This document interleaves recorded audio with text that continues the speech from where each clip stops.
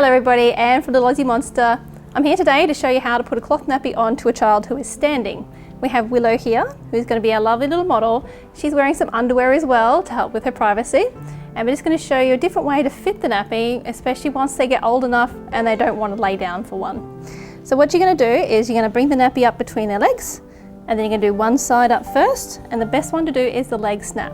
So we're going to reach around and we're going to do the leg snap up, and you're going to find where it's going to comfortably sit. You're going to pull the nappy up at the front and the back, and then you're going to do the other side as well. And then we're going to pull her shirt out so that you don't worry about any wicking leaks. And then you're going to reach around and then do the waist. The waist is not as important. It's really important that the leg elastics here is sitting right in the groin where underwear would sit. Once your waist is done up, baby is ready to wander off and go play. Or Willow has her little book that she can read today. And can we turn you around, little sweetie?